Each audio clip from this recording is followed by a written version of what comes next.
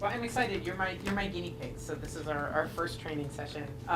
So as you get first successfully logged into your computer, and then second logged into the Digital Measures site itself. So I sent a link to this in the departmental email to physics that I sent this week, but this is new to Christine. You can also use this tiny URL if you don't want to type out the really long, crazy email address. Has anybody not been able to get in?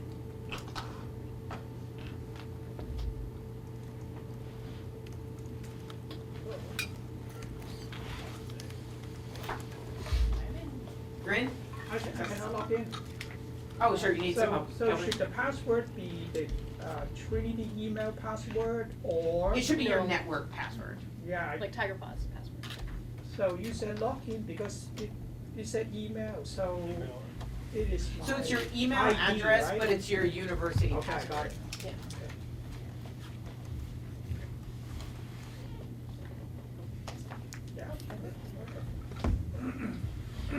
So we have some generous time today. So my goal is to kind of walk you through how this system works, but we're also going to have a hands-on training so you can actually sort of get started in entering your information.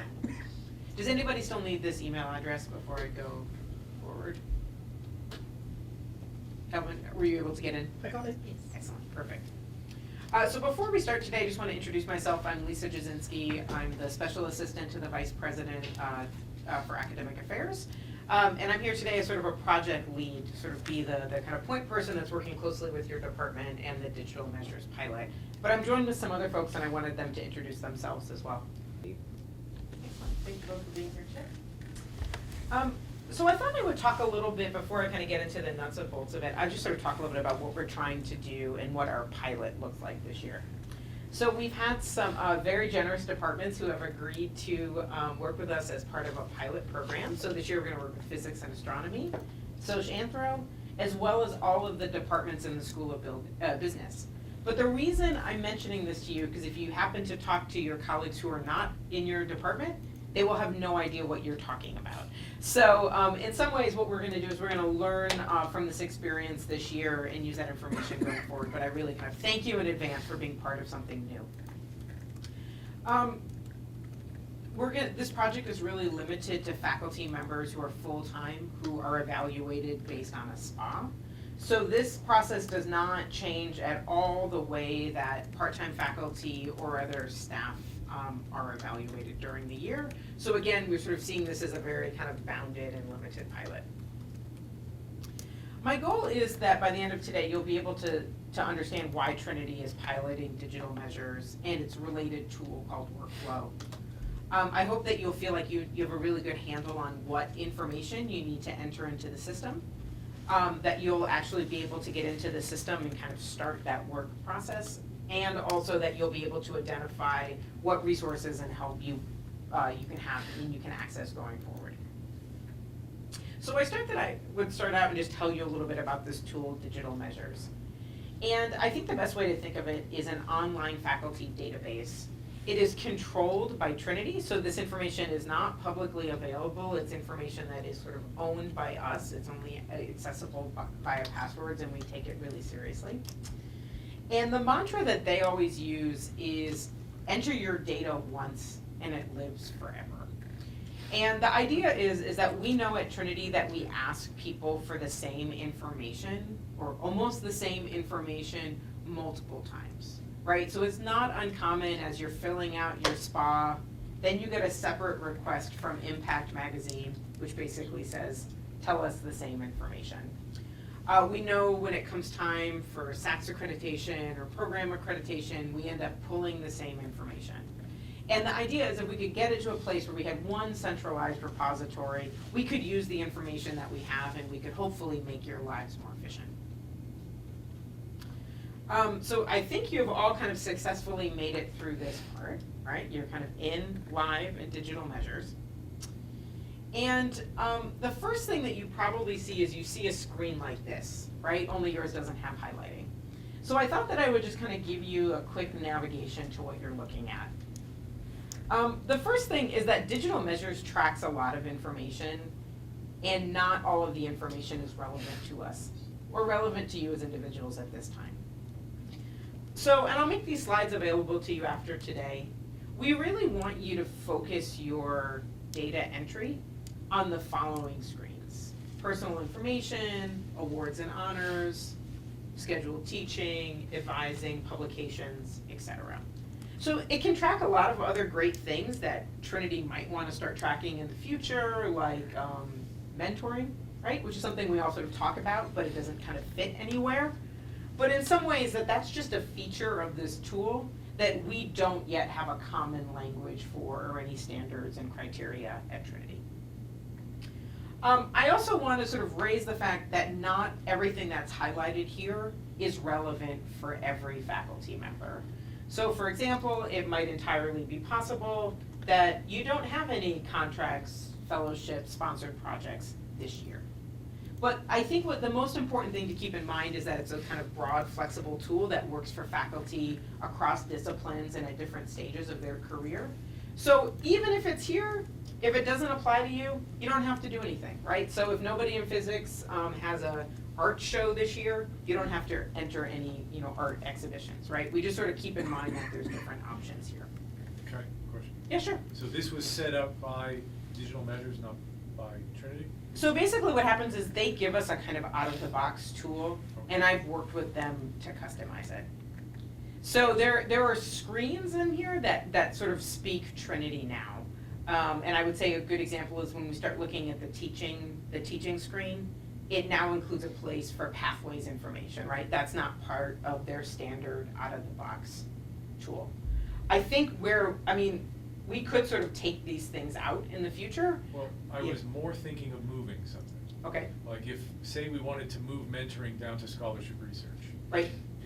Should we just repurpose it where it is? Could we work with you to move it?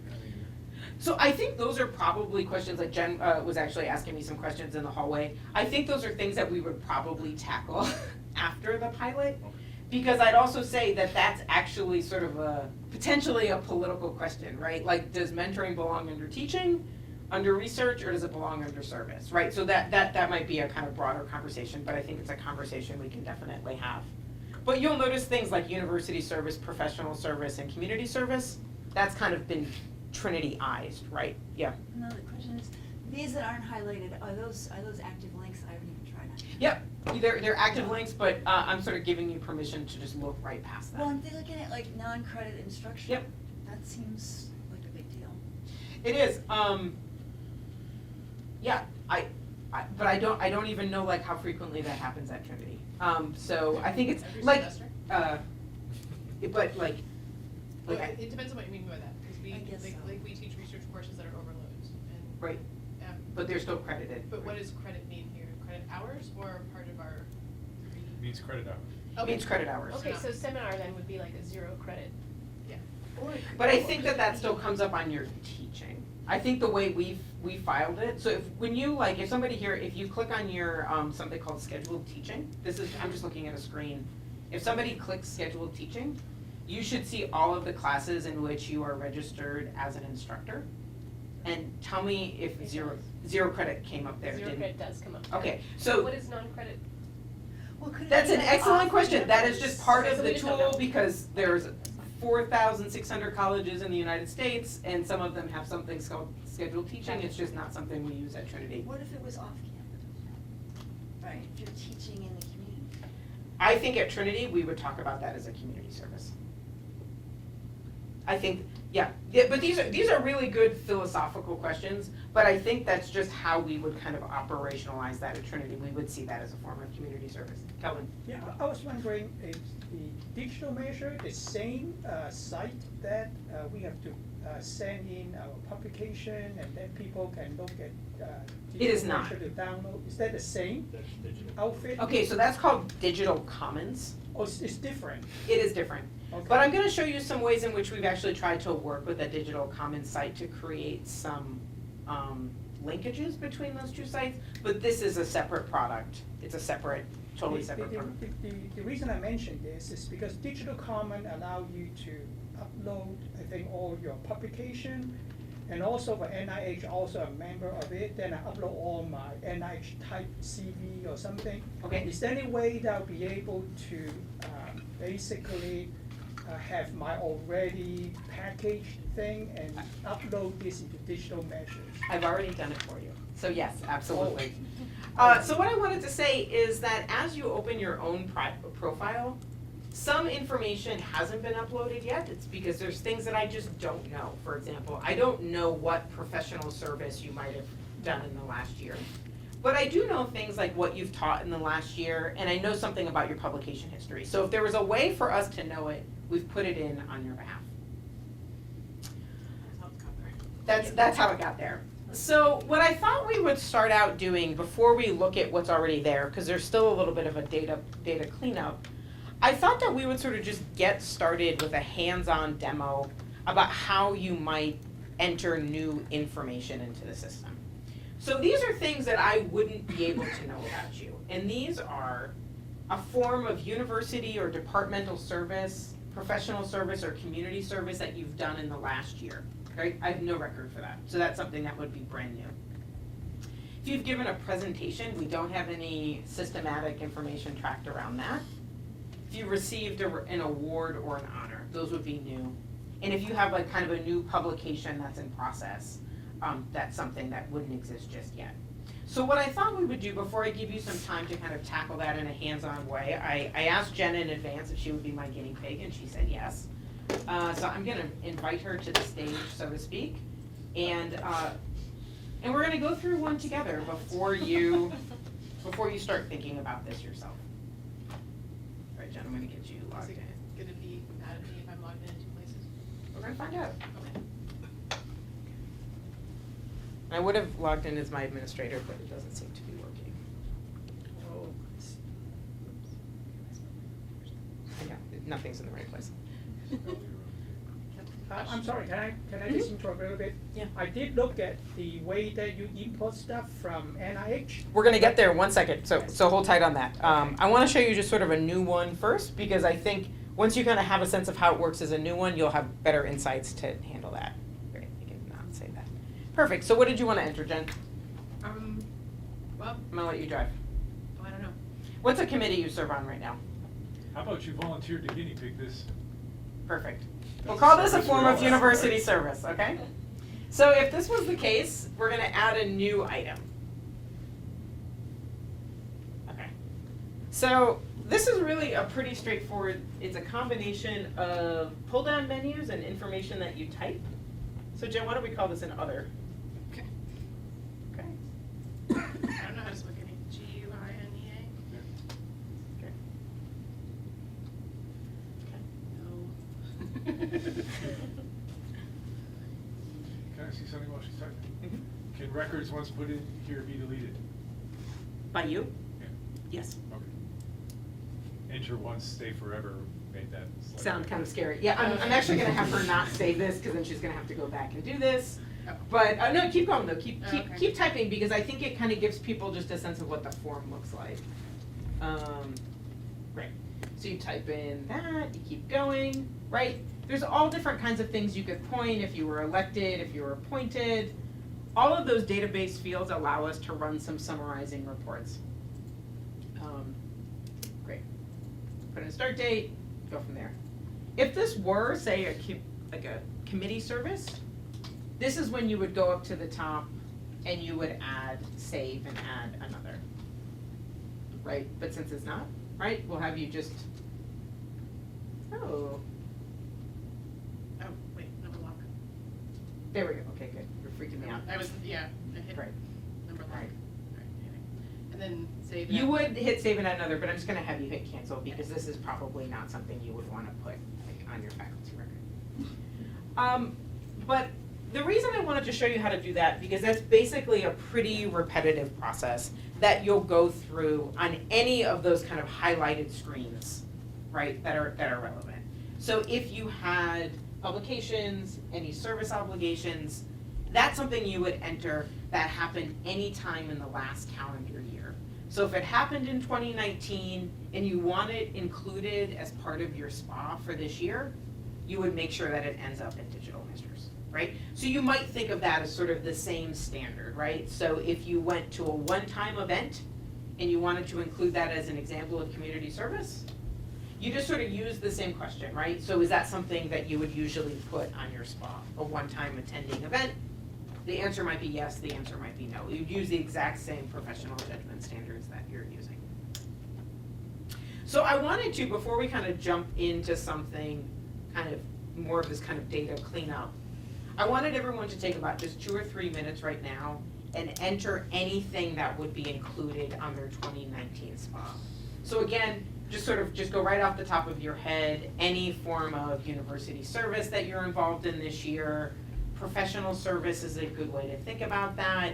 If you have the details handy for a presentation you gave, go ahead and just try it out so you just kind of get a sense of the flow. And if you hit any snags, let me know, right? A pull down menu that doesn't make any sense, a field that's locked. But whatever you enter now is something that will automatically appear in your spa, and once you get it in, you'll be good to go.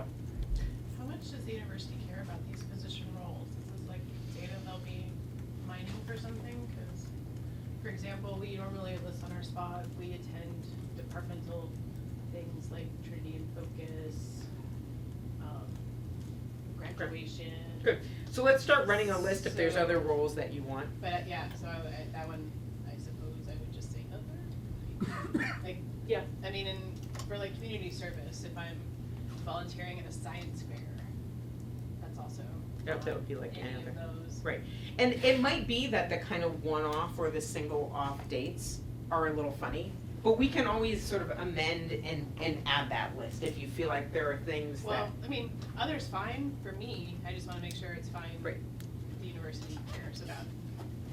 Honestly, we've never been able to tell you anything about what forms of university service that people do, because spas come in and they come in as 275 Word documents, and there's no way for us to have any kind of summary on that. But there are things here that are new that people have wondered about for a long time, like, are you the member of a board of a community organization, right? So something like that might be something that we want to pull, right? But maybe science fair judge is too specific, but we'll figure that out. Oh, yeah, I would want that to be a role, but there's, I guess is there a participant?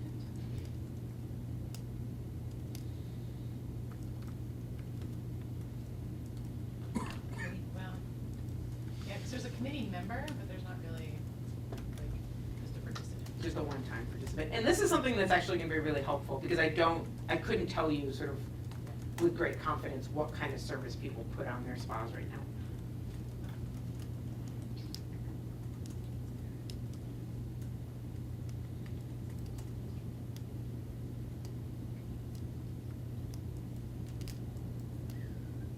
You might come across some questions at different points in here that are sort of clearly marked as School of Business only.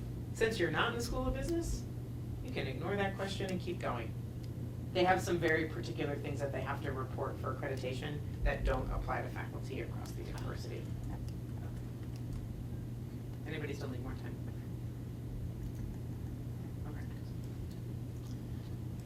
Okay. So, I wanted to give you a sense of that, so in part you could sort of start to budget in your own minds of how long this might take, right? So you know if you had 10 publications, 10 new publications to add, it's sort of 10 times about that amount of time, probably about a minute to 3 minutes each. As I mentioned to you, I tried to pull as much data as I could out of existing Trinity sources and to automatically upload that information on your profiles. So one of the things I was able to upload on your behalf was all of the teaching that you've done for spring, summer, and fall, right? Usually you have to go and look that information up and manually add it into your spa. I was able to pull your advising information for fall 2019. I couldn't pull it out of spring 2019 because our database only shows you your current advisees. But from now on, we'll start uploading that for people. You'll see that if you look under your degrees screen, there might be some spotty information there. Sometimes we have something that kind of resembles the degree you have that may resemble the institution you attended for your terminal degree, right? But it's just sort of, it's a little bit spotty. There's some personal contact information, and then kind of getting to Kelvin's question, there's some spotty publication data. And the way that I was able to identify the publication data came out of Trinity's Digital Commons. So I think across the faculty, I found 1,700 research articles and about 300 books that people have written. But we know that those data are not complete. So this is stuff that you'll want to look at more closely because there might be something there, but you should keep in mind that there may be more things that are listed, and that stuff you would sort of enter as a new data point. I thought it would be helpful if, does everybody in the system, when you look on publications, does everybody have at least one thing listed?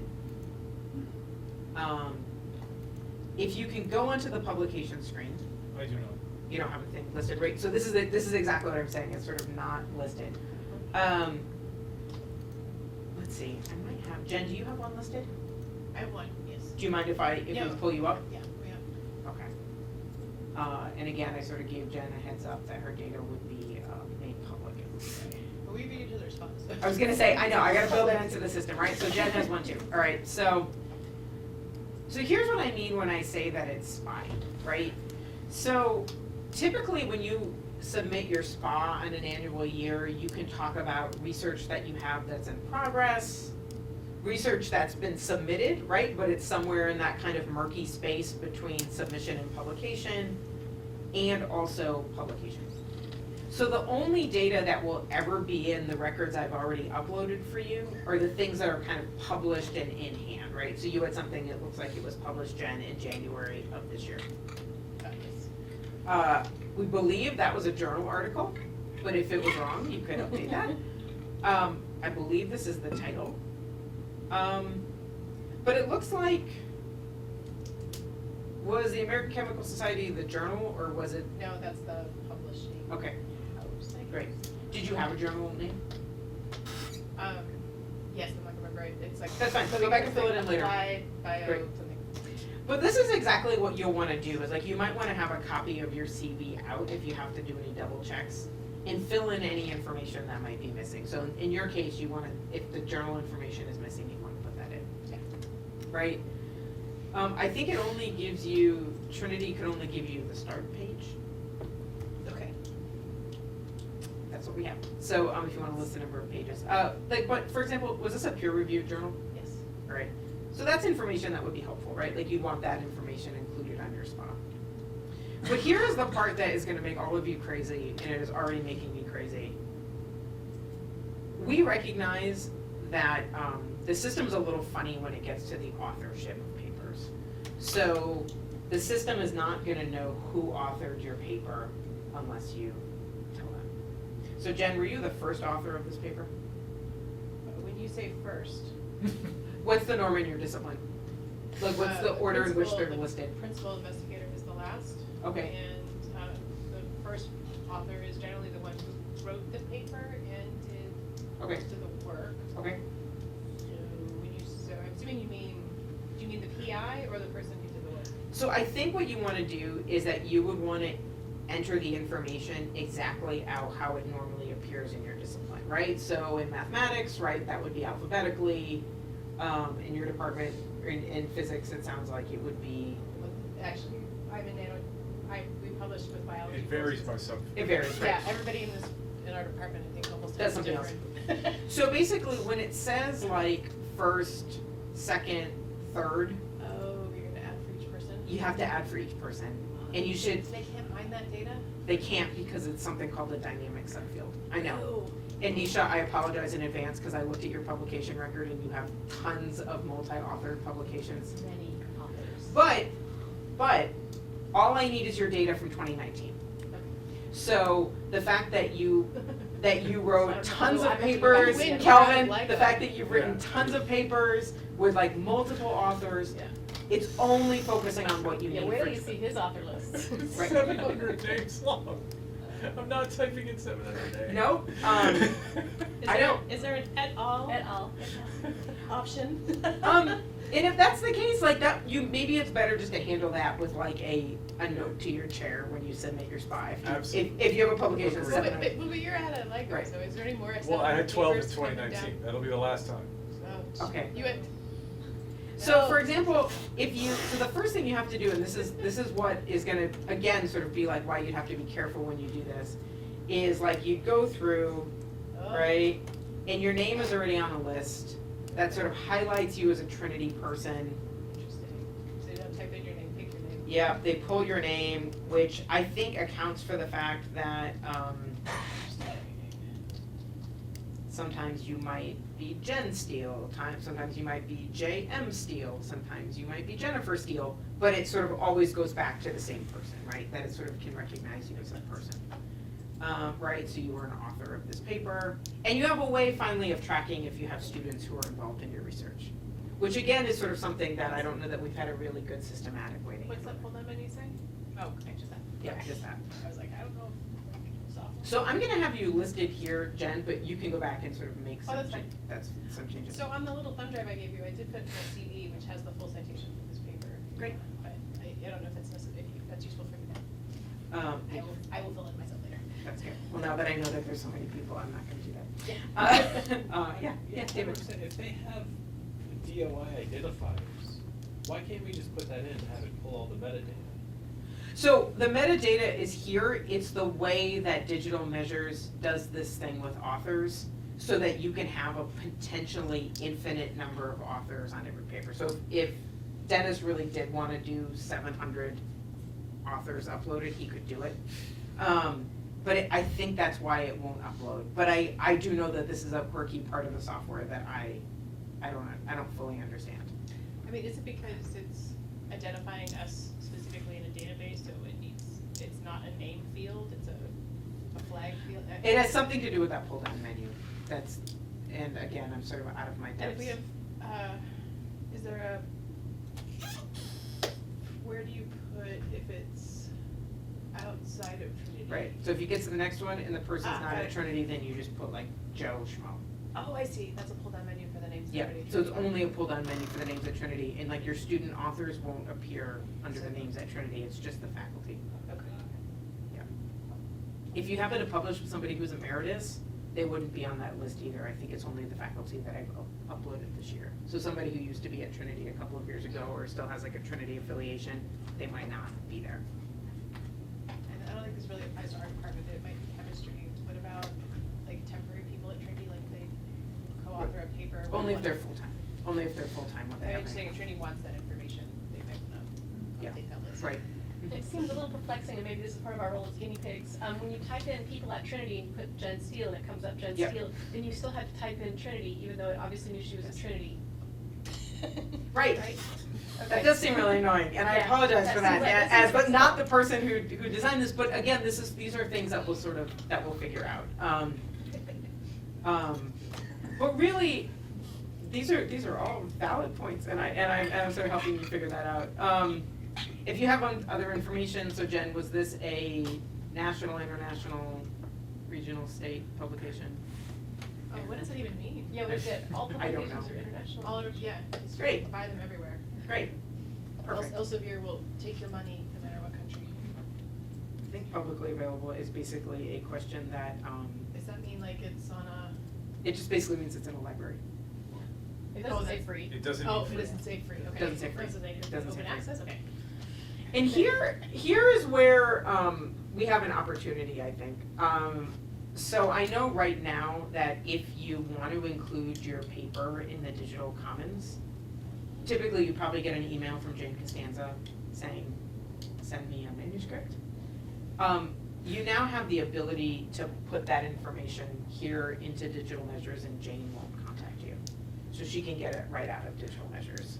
So if you wanted to include this in Trinity's Digital Commons platform, you can upload what they call kind of sometimes like an author's post-print or a manuscript. It's like the last version of a Word document, and that's what would go into Digital Measures. A Word document? It's goes in- usually PDF.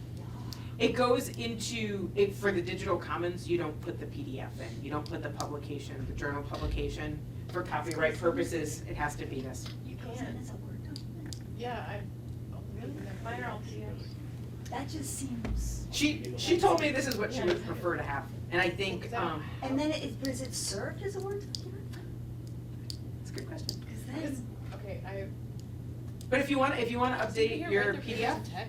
Yeah, Yeah, so some of us write papers in tech and we never touch Word. But even so, it's Yeah. editable. but I don't think, no, they don't Yes. post it as a Word document, they post it as a PDF, That's as a what I mean, digital it's when comment. it's served. Yeah, but I just think it's like, I think you're not allowed to post the version that the journal made, like that's something somebody would Oh, yeah, have it's to still go a through. PDF, but it depends on it depends on the journal, what the rules Okay. are. I've always sent them PDFs, but with some journals, they're able to take The the context. final version, some journals, they have to take the N-1 version. Okay, Yeah, but Yeah. oftentimes that's not a Word document, that's a PDF. that's good, Jane, Is it Jane not- said, I mean, Jane said Word document, so if she's used to getting it in another way, I then, mean, you can also still do your we PDF. can drag any kind of file there. Yeah. It's But the fine. main thing though is we're trying to cut a step out of the process, which is sort of a separate Sure. entry process. Yeah, that's good.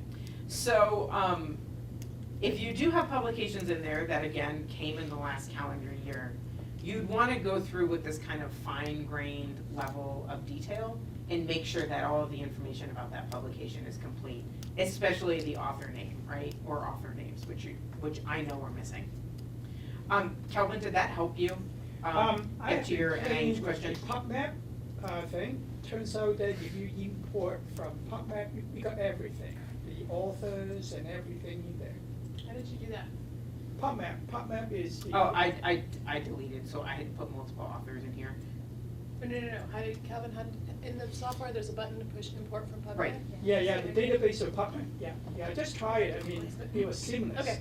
It was seamless, great, Yeah. that's fantastic, so that's sort of something I would definitely encourage you to do. I didn't pull that information on your behalf because I didn't have a way to verify it, right? Like, I didn't want to, accidentally put information in for the wrong Jen Steele, right? Or if people have been at multiple institutions, I wouldn't have known to left that out. But this is information that you could put right in to kind of prevent yourself from doing that step-by-step approach. I will also say that all algorithms have their strengths and weaknesses, so it's entirely possible, depending on your field, PubMed, Google Scholar might not catch everything, right? So it's important that to sort of try to keep an open mind that if you're only relying on one of those sites, things might get left off, and it's gonna play better for some disciplines rather than others.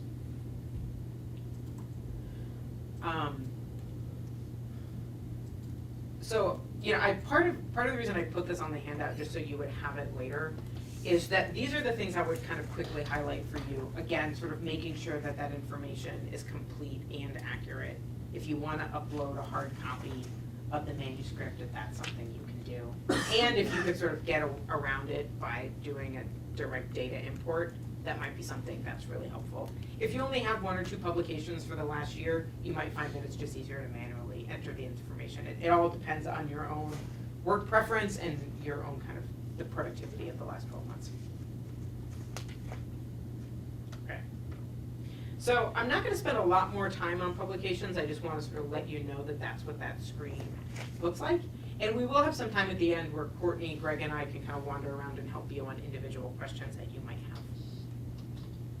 We're not gonna talk about School of Business stuff, because it doesn't apply. Okay. I wanted you to each pull up your screen that's called Scheduled Teaching.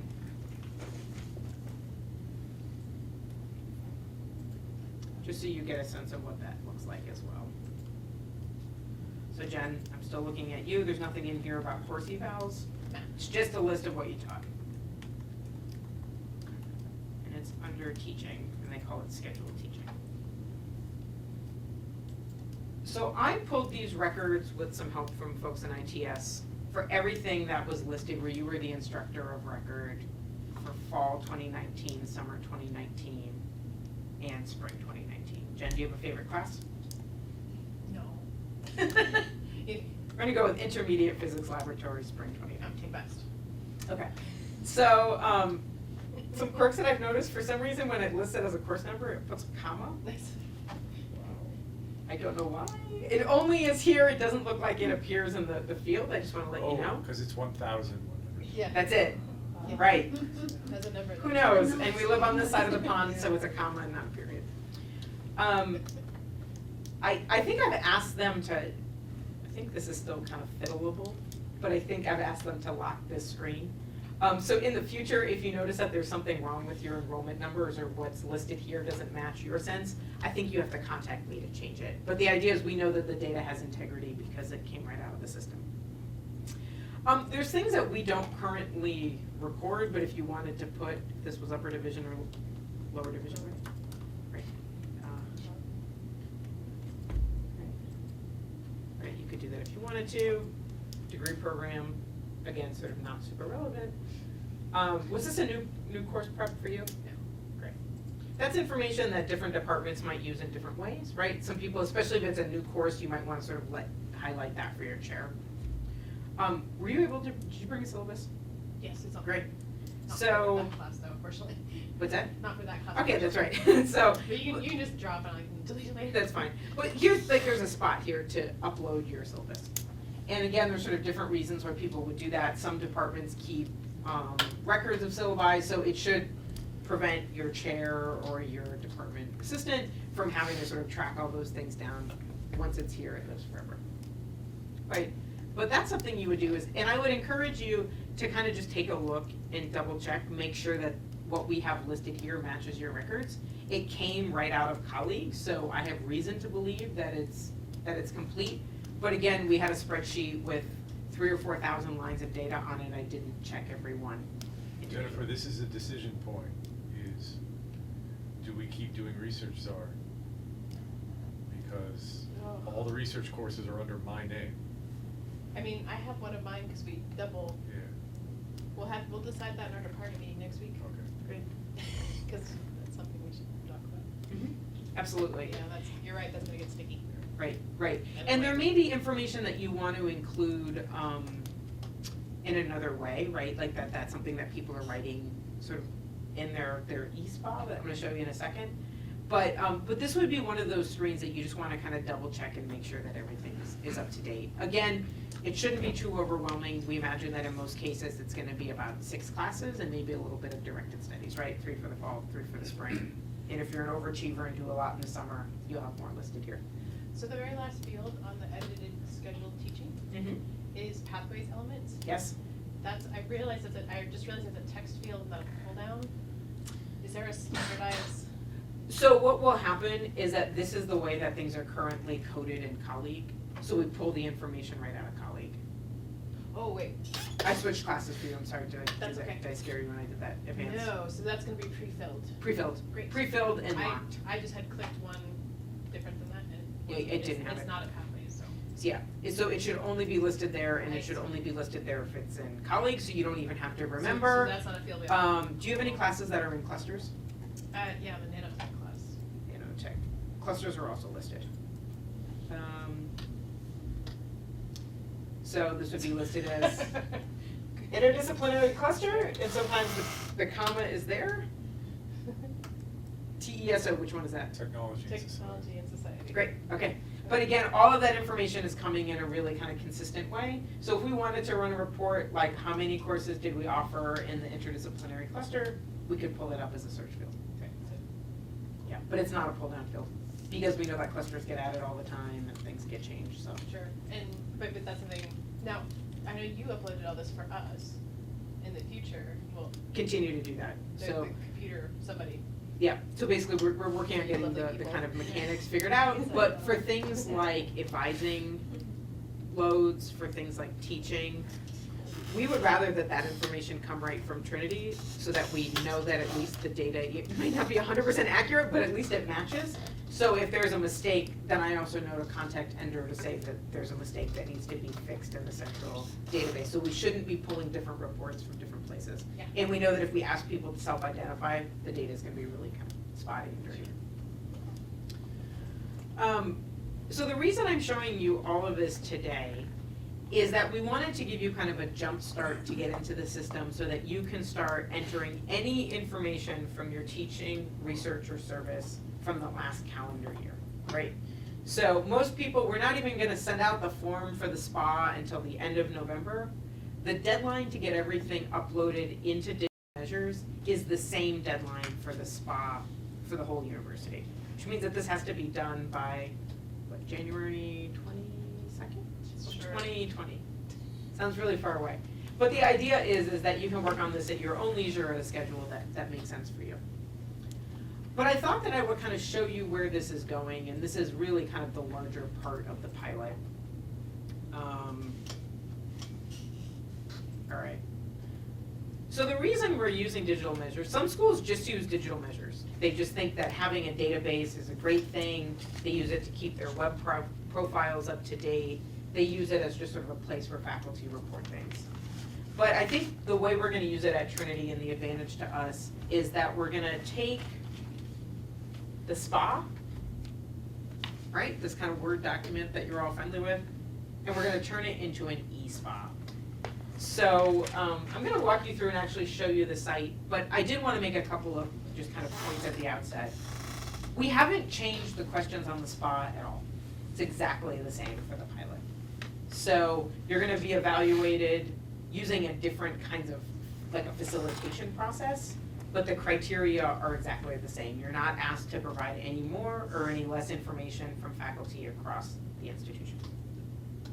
It's also gonna be the first year that we play with the new departmental evaluation criteria, right? But really, it's just this process of summarizing your teaching, research, and service, submitting it to your chair for review. All of that has remained exactly the same. And I'm gonna show you the form, so you kind of know what to look at, even though that form isn't quite ready for you to play with today. Right? It's a sort of a separate process. So like I said, we're just automating the process, but we aren't changing the criteria, right? Jen, everything is gonna look the same from your end, it's just where you enter it. So with this new form, it'll still, would it be, no? It's sort of a, it's a combination together, so what I think I'm gonna do is I'm gonna try to get into this in my platform, so I can show you what it looks like. Yeah, and so this e-SPA is populated by digital measures, these two things are. Yep, they're in sync. So anything you've entered into digital measures, you don't have to enter again into the eSPA. So there's like a kind of immediate payoff for all that hard work you've just done. Go back to this. We're gonna get really complicated here, people, as I go to the laptop HDMI. Okay. So I'm in my administrative account right now. Will this work? HDMI. So don't you have to hit the screen to actually send it to that screen? At the top. Yeah. Ah, this is so different here.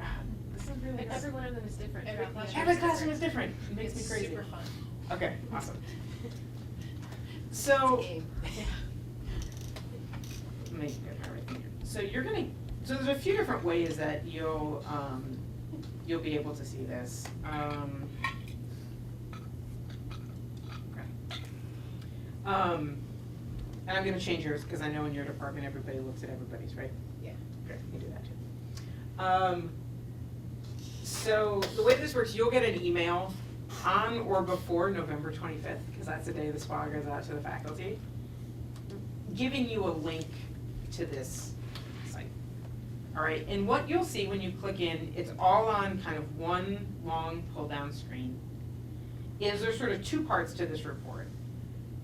So there's this little like PDF icon, and once this is a live form, all that you have to hit is refresh report, and everything that you entered into digital measures is gonna be there, sorted out into teaching and advising, research, and service, right?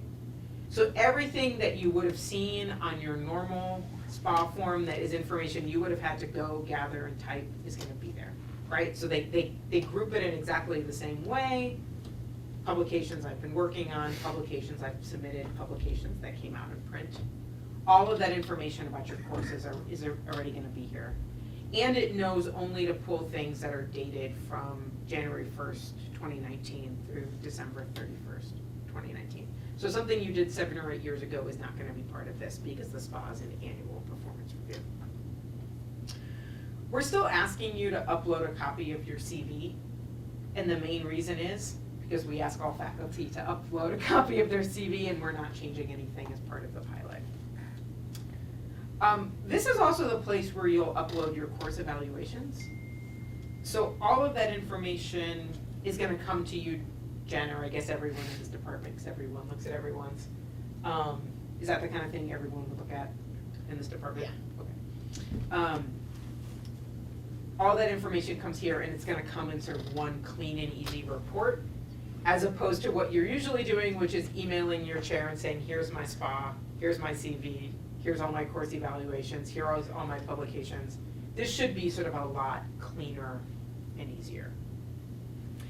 We've kept all the questions exactly the same, so all the narrative fields are gonna feel familiar to you. They're gonna make an announcement that everything is fine. It's 2:20 on Yeah, Friday. I just that's got the text, so. Yep. Any minute. Right, we asked you to say, This is the test. If there was ever like an actual emergency, 2:20 on it would be bad. Attention, this is a test of the emergency notification system.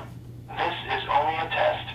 If this had been an actual emergency, you would have received instructions of how to respond to the emergency. At least This it's not the is one only a about test. exercise. Exercise. I always wanna Those. like stand up and do a, Makes me feel like I need. That's actually an Apple Watch feature though. Your watch will, if you get an Attention, Apple Watch, it'll this say is you a can test walk of the around. emergency notification system. This is only a test. If this had been an actual emergency, you would have received instructions of how to respond to the emergency. This was only a test.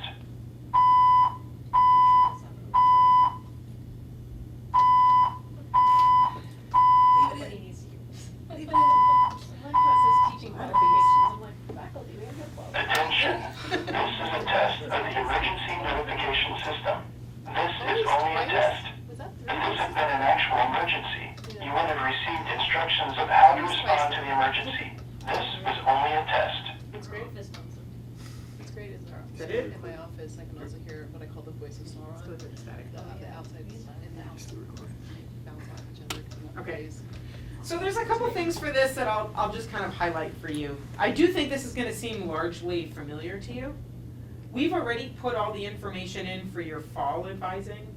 You're gonna have to manually put the information in for your spring 2019 advising. All right, because now we know that our database only keeps a kind of current data. But I think, is that information you would get out of Tiger Paws? It's information you would be able to find, right? I apologize that you have to look it up this year. You also have the option, under the publications and artistic achievement screen, to upload copies of any publications or presentations. Those are the kinds of things you would ordinarily submit with your SPA. You can submit as many files as you like, but each file has a 1 gigabyte limit. So don't, so it's only gonna be the case if you wanted to upload like a really intensive, like a video file or something like that, that we might have to think creatively about how to do it. Now, if I put the paper into digital measures, I don't have to put it again here, it's already in the report, or? That's what, I need to figure this out, like if it's, that's one thing that I have to ask my rep that, right, cause I think it would be the same question about like a course syllabus, like if the syllabus got pulled. It would be really nice, right, if you didn't have to do it again. Okay. All of your service activities are already listed in that report that Digital Measures pulls out, right? Because you've gone through line by line and you've painstakingly listed all of your university, department, and community service. But all you add is the same question you see on your SPA, right? Which is something like, give some context. You have the ability to add some narrative information. The report that comes out of Digital Measures also appears honors and awards, additional education, because those are questions that were on the SPA. If in the last year you served as a department chair or an interdisciplinary major director, you also have the option of filling in some additional questions.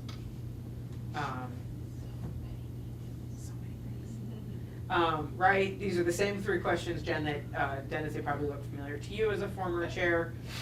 How many years have you served? Any accomplishments? Anything that might help you be evaluated, right?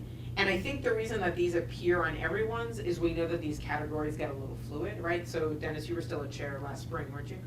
Right, so you might wanna add something in this field because that's part of your calendar year situation. right? Other people may sort of come in and come out. If it doesn't apply to you, ignore it, right? That's always the case of everything in digital measures, right? So if you didn't get a contract or a grant this year, ignore it. If you didn't serve as a chair, ignore it. But you'll get to the very bottom, hit submit, and off you go. Does your department, since you read each other's spas, do you give a rating, or do you just sort of read it just to stay in the know? We make like a class climate thing. Okay. Everyone gets tickets. So this puts out a PDF at some point, right? Yep. So I think the best for us, if once the PDF is generated, I'll probably just make a shared Google folder and everyone can just upload, and then you have a week or so to look at it, and I'll take them out. You wouldn't happen to have. I can also build it into the system, Oh, wow, that's easy. which is the other way to do it. I don't know which one would be easier, but okay. You would happen to have a DM report. Let me see what that would look like. So, Oh, I ran one on just what's in mine, which is very. so It's very I'm working plain. on tweaking the digital measures report because there's a couple things that are missing. Since you asked, Dennis, can I use you as my guinea pig? Sure. Okay.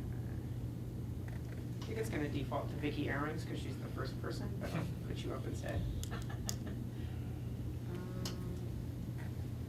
What did I do? Oh, let's just look at Vicki Aarons because she's not here. All right. So there's some things that are currently missing on this report, which is what they're still fixing up for me. So these are the courses that Vicki taught. There was a problem with the advising screen, so nothing is reporting. Again, this is only the information that we would have uploaded on her behalf. So the system found a couple of books or articles that she has published, but she's in the English department, so she's not even part of our pilot. She hasn't entered anything for service, right? Nothing for presentations, nothing for intellectual property, nothing else. But it comes out kind of clean that way. Basically what I'm trying to think is like, this is sort of the default one that we do. What are we up to?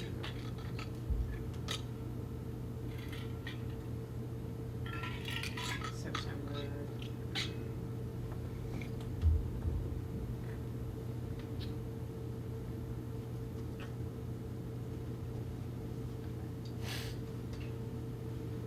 I'm just gonna run one for the entire faculty, just so you can see what that would look like. Not that you would ever do that. Right. So, basically, this is the way the report will look when it's all like finished and done. There'll be these headers that say things like general information, the teaching will all come here, your advisees would be listed here, but it would be accurate. Right? Again, once all the information gets kind of filled out, part of what we're waiting is for users to put information in, right? So we don't have any scholarship for Danya. That's because none of it appeared in the digital commons, right? Or nothing's been entered for this year. But this is basically what your report will look like. So anything that's listed here, you don't have to kind of go back and redo. I'm looking forward to the 3-year review cycle. It seems like with those dates, we can just add in a 3-year time period and run a thing. You got it. It's, so, you know, I had a question like that from a chair who was asking. And basically, let's go back over here to my screen. The digital measures part is always open to you. So some people, they sort of like to keep track of things in real time, right? And the system is always open to you. So if you publish something on January 5th and you want to go ahead and put it in there for next year, you can get in there and enter that whenever you want. It's just that the SPA has a kind of finite window, right? Because people are able to fill that out from January or whatever, November to January, right? It has a clear deadline. But some people like to do things in real time and some people like to wait until the deadline and do it all the night before. That's totally fine. Both options are totally fine. I do, you know, my goal is actually if we can get that report done a little bit earlier and customized, we'll get you the eSPA link even sooner, but you will definitely get it by November 25th, if not sooner. It's important, this is sort of an important thing that I just mentioned now, is that every time you make changes in digital measures, you have to, there's a little button that says refresh this report. It doesn't automatically do that. So if you go through and you double check your report and you realize that 3 publications are missing, go back and put them in digital measures, you have to refresh it before you submit it. I also think that's a quirky thing they should change. But it's just the way it is. I did want to say that nothing about the evaluation timeline has changed. This matches the university's administrative calendar. Typically the deadline to submit your SPA is January 22nd. That hasn't changed. And Jen, when you submit yours, it's just gonna get routed to Dee directly for evaluation. So you don't have to send her anything special, she'll evaluate you in the system. And there is, I think, kind of this 2-month window, so chairs complete their evaluations by March 2nd. I'll talk to you, Jen, about the deadline and the process that you wanna use for your department. Okay. And if that's something you wanna do here, we'll just sort of build in that there's like sort of one more stage. Yeah. So otherwise, that's basically how that looks. I would say that there's, we're gonna share everything from today. We're also in the process of building some online tutorials. You can actually watch a short web video that sort of just walks you through the data upload process. So it's basically a carbon copy of what we talked about today, and we're gonna keep spelling those out.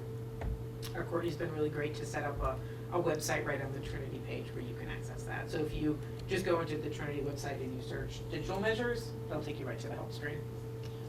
Greg is gonna be sort of your on-the-ground person, so if you're kind of running into tricky bits or things like that, Greg will be the person to sort of walk you through some of those questions. I will say that we'll be emailing you as January gets closer to have some kind of e-SPA drop-in hours. So when it comes time to make sure everything's accurate and you're getting ready to finish up everything for your SPA, we'll have some open hours that you can come or you can set up an appointment just to get some support. So if you need a refresher when that time comes. I'd also say if you are kind of overwhelmed by the amount of data that you have to enter for the last calendar year, feel free to talk to your department chair and we can sort of figure out some ways to get you through that process. And I've heard already some really great suggestions today about things that we might think about changing. This is really a pilot, so keep track of things that kind of annoy you, categories you think we need, and we'll think about what we can change and correct if we want to bring this more broadly. Thought I would end with kind of a quick recap. So what do you have to do again? So the one thing is you need to go into digital measures and you need to use that slide 6 and make sure that all of your data entry is complete for the 2019 calendar year on the fields that are highlighted. Verify that the data that you have there is accurate. If you need to add things, add things. And then in about a month's time, when you get a link to your eSPA, that's where you'll go in and fill out those kind of narrative questions. But if there's things you want to be thinking about, just sort of think of the kind of prototypical SPA questions, because nothing is different. So I don't know how early people get started on that stuff, but if you want to get started writing in a Word document and copy and paste it later, more power to you. But I think most people are going to be pretty busy between now and the end of the semester. So we also sort of want to encourage you to seek out help if you need it. But I think your department is sort of a great test case, because in many ways I think you're also kind of interdisciplinary. So there's a few different ways of uploading data. And my hunch is that most of you are pretty computer savvy. So I have great confidence that you're going to get through this with flying colors. Yeah, but that's what I got. So any other questions, or how can we help you? Are there things if you want to keep fiddling around and entering some data, we can sort of help you one-on-one if you have it. And also thank you. Can't say it enough. Can't say it loud enough. Can't say it often enough. We really appreciate you trying this out and figuring out if this is a tool that's going to be helpful for us at Trinity. Thanks for giving me an hour on your Friday. That too. Thank you. That's it. That's all I got. Yeah, David. Just for informational purposes, for those who might want to know, you can import a BibTeX file from Awesome. the application. And you've successfully done it? Yeah. And PubMed? That's great. Oh, no, but Calvin, did you do PubMed? I just PubMed, yeah. It came right over. I don't need to do any conversion. Yeah. That's great. PubMed is a database. Yeah, so yeah, BibTeX, it'll populate all the author fields for you. Oh, that's good. Yeah. The question I had about the publications where it says student status or student, I guess we only really care about Trinity students, right? We don't need to Oh, fill that's in all the interesting. other graduate students that worked on the paper at other places? Or is That's that it. something?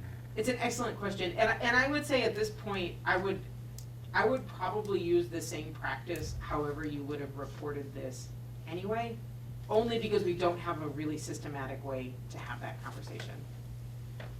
Right, so this is where the database is sort of changing how we think, but I'd say that if you did publish with students, definitely sort of, if you don't mind doing the kind of the fiddly pull down, it would be worth knowing.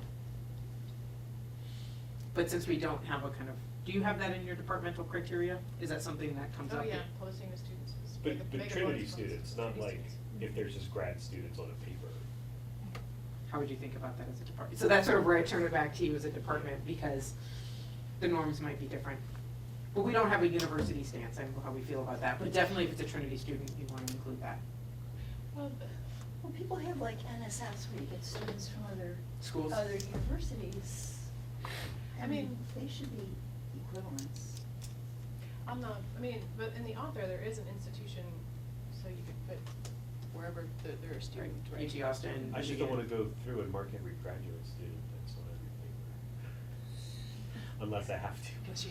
Right. So that's your decision.